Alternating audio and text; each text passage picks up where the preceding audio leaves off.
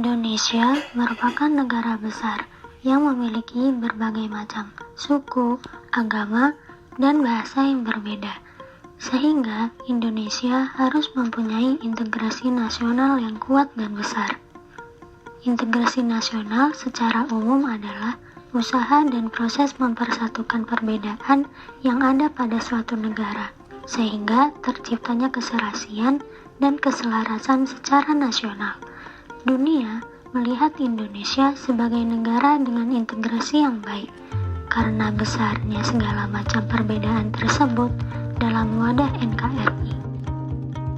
Bentuk pengaplikasian integrasi nasional dapat diwujudkan dalam kehidupan sehari-hari.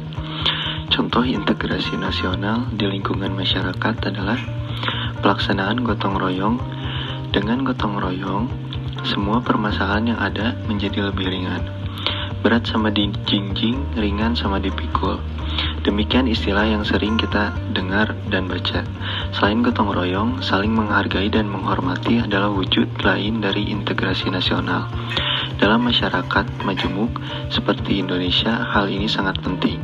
Saling menghormati dan menghargai antara sesama yang berbeda suku, berbeda budaya, berbeda adat istiadat, berbeda ras, dan berbeda agama.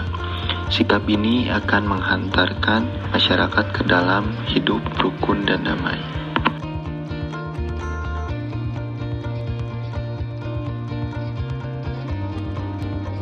Integrasi nasional sering mengalami ancaman dari segi sosial dan budaya, mulai dari suku dan ras, yang salah satu contohnya yaitu penangkapan mahasiswa Papua di Surabaya, sampai masalah kelompok dua agama yang membuat negara kita terpecah menjadi dua golongan.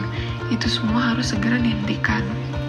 Ras dan agama tidak boleh dijadikan polemik di negeri ini, seperti saling melecehkan satu golongan dengan golongan yang lain, diskriminasi satu golongan yang mayoritas terhadap minoritas, sampai tindakan kekerasan terhadap golongan tertentu.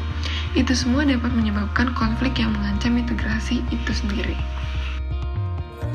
Seperti contohnya masalah mahasiswa Papua yang tadi disebutkan, yang membuat sebagian kota di Papua menjadi memanas, pertengkaran golongan agama tertentu dengan agama yang lain, dan berujung saling mengumbar kebencian. Seharusnya perbedaan sara ini menjadi kelebihan kita untuk bisa menguatkan integrasi nasional. Jadi, sara bisa mengganggu integrasi Indonesia loh. Lalu, bagaimana cara mengatasinya? Yang pertama, berpikir terbuka.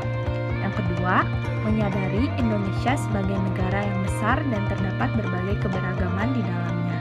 Yang ketiga, jangan memanggil orang lain berdasarkan suku, agama, dan ras. Yang keempat, jangan diam saja ketika kita melihat rasisme yang terjadi di sekitar kita. Yang kelima, tidak memilih-milih teman berdasarkan warna kulit, ras, dan suku. Maka dari itu, penting bagi kita sebagai warga negara Indonesia untuk menjaga integrasi agar Indonesia menjadi negara yang kaya akan keanekaragaman budaya dan suku. Jadikan perbedaan sebagai kekuatan bagi negeri ini. Jadi, lewat video ini kita sadar keberagaman harus kita syukuri agar saling memahami dan bekerja sama dalam membangun integrasi Indonesia. Sebuah negara yang memiliki keberagaman suku dan budaya namun tetap satu jua.